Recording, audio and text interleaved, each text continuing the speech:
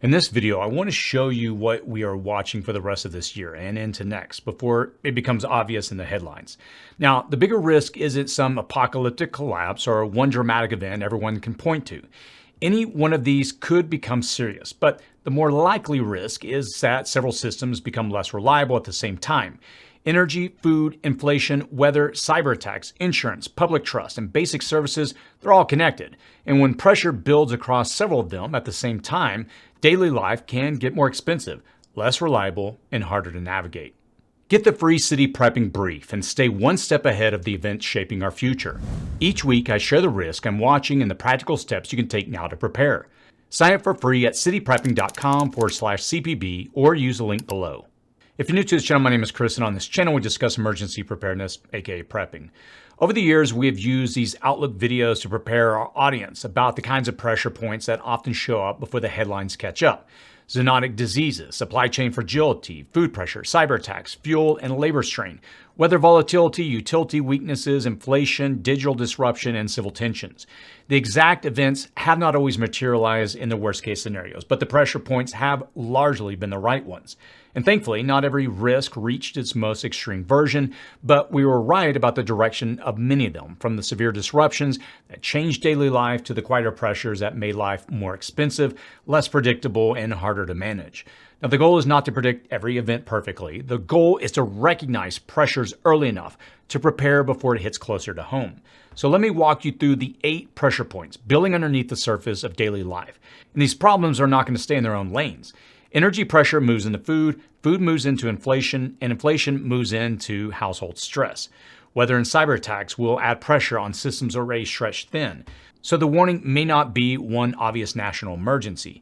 It could be that daily life will get more expensive and less reliable. Here are the 8 things we should be watching closely for the rest of this year. Energy shock. The first thing I'm watching is energy, not just because people notice gas prices.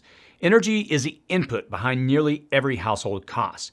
It moves food, powers warehouses, runs farm equipment, supports fertilizer production, moves ships, runs factories, keeps hospitals operating, and it keeps homes livable during extreme heat.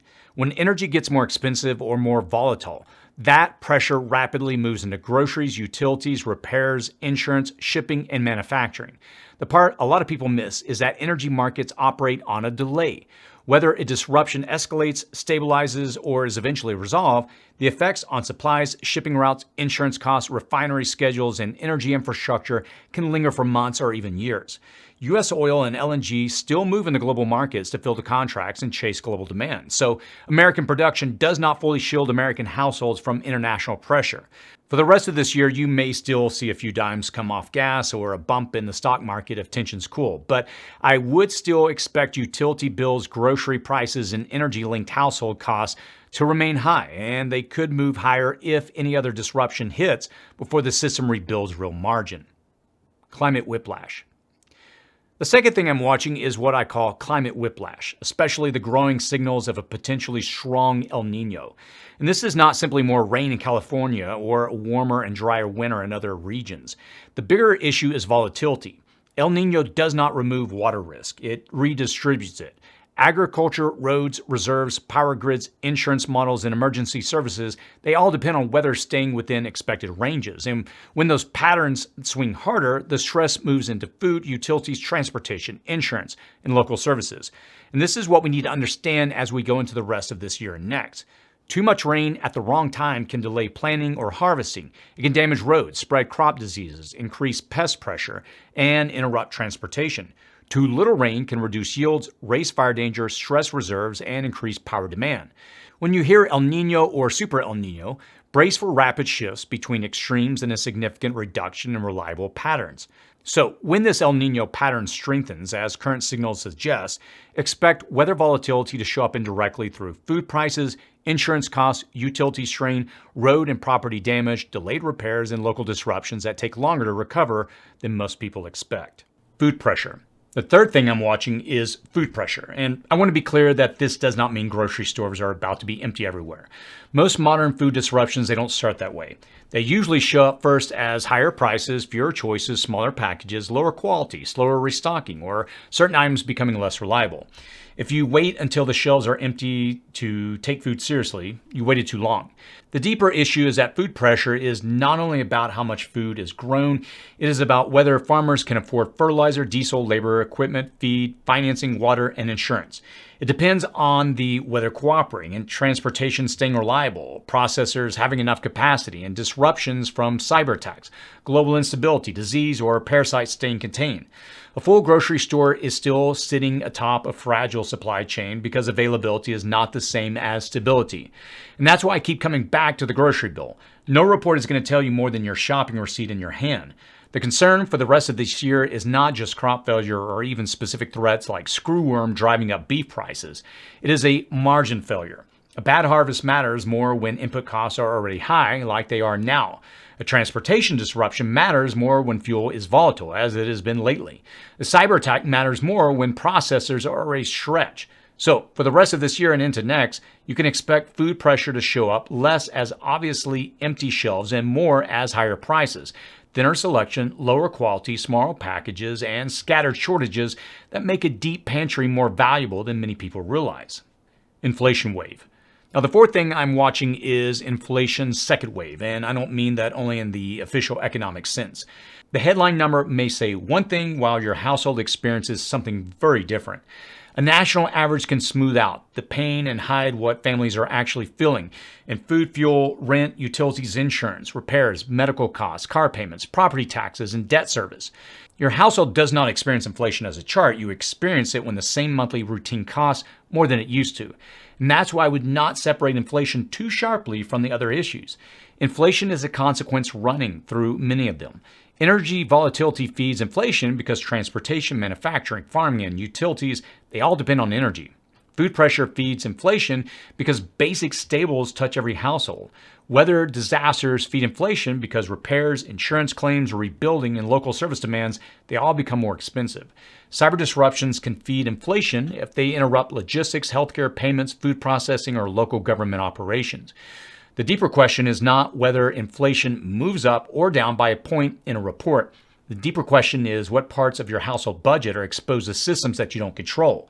So for the rest of this year and into next, expect the official numbers to matter less than your actual bills. Some costs may dip, but the overall pressure on the household budget is still likely to trend higher through the rest of this year. Even if inflation looks better on paper, many households will still feel even more squeezed by food, utilities, insurance, rent, repairs, and debt, which means preparedness now has to include cutting waste, building cash margin, reducing dependency, and locking in essentials before they become more expensive. Trust breakdown. The fifth thing I'm watching, and this may end up being the biggest this year, is the further breakdown in public trust. The issue is not just who wins an election. The issue is whether people believe the result, trust the process, trust the information they're receiving, and believe institutions are acting honestly. That matters because when trust breaks down, people become harder to inform, harder to calm, and harder to coordinate during a crisis. Each election for the last decade has proven to be more contentious than the last.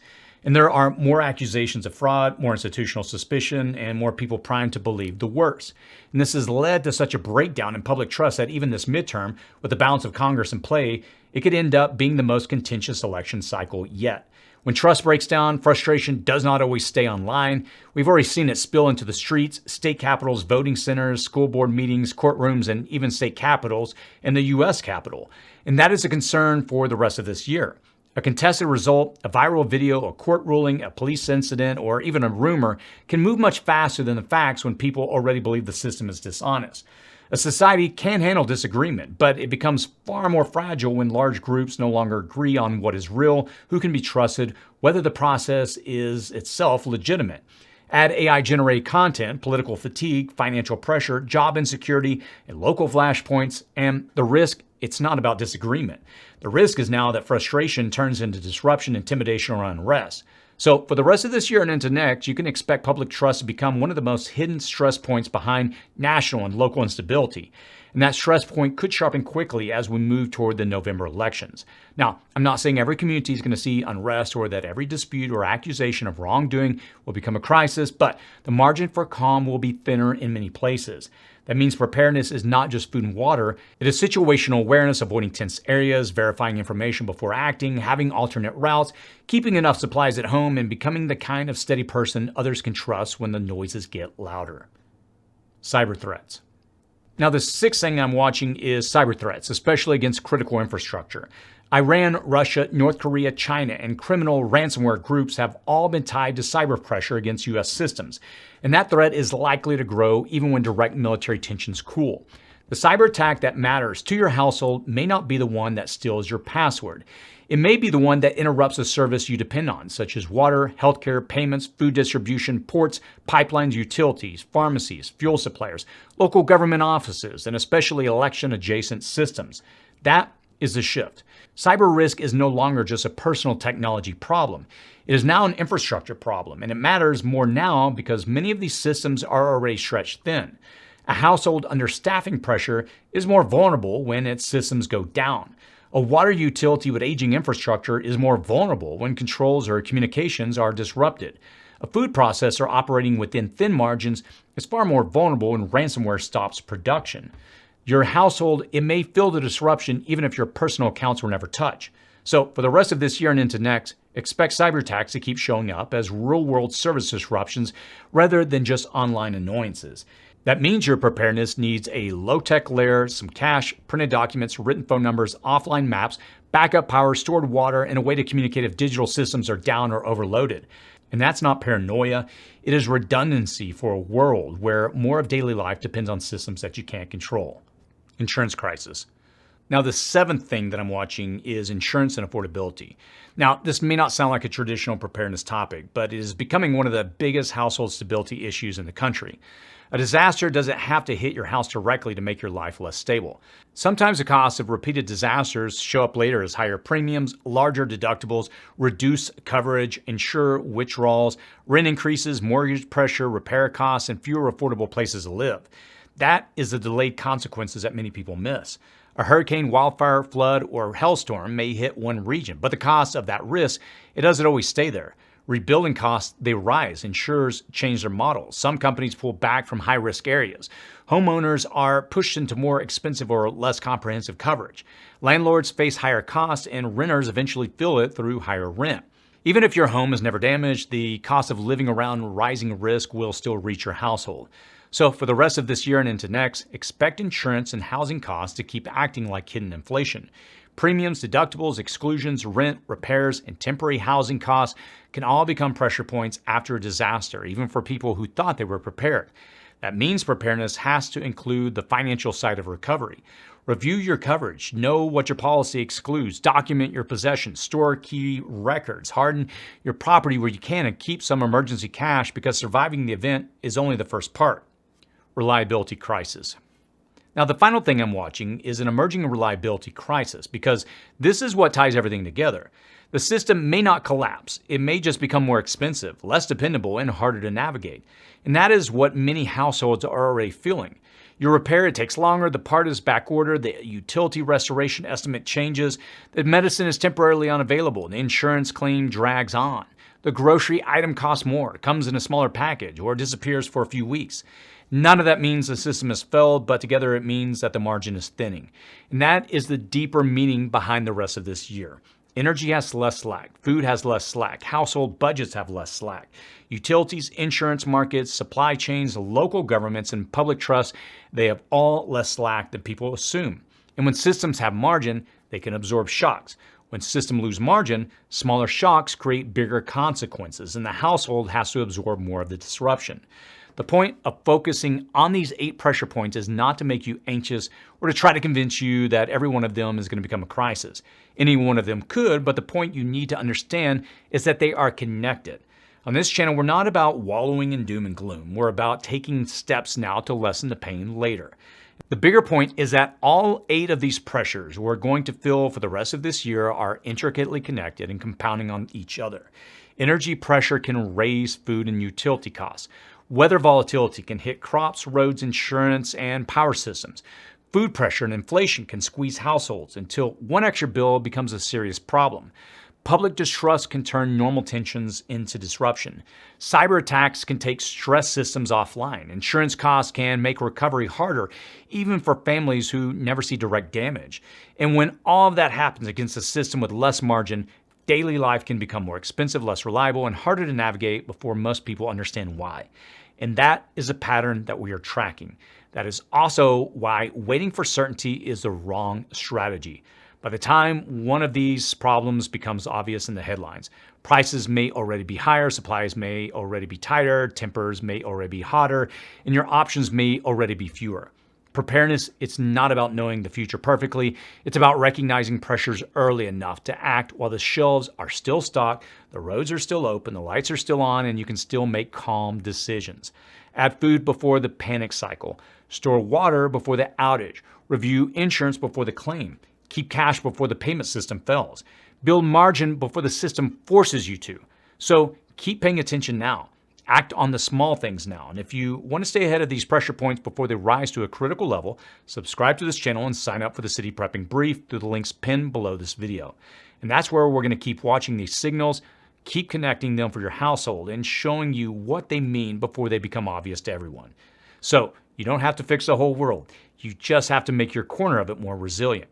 Now, if you want to dig deeper and see how accurate our forecasts have really been, take a look at our video on our top 10 threats we're going to face in 2026.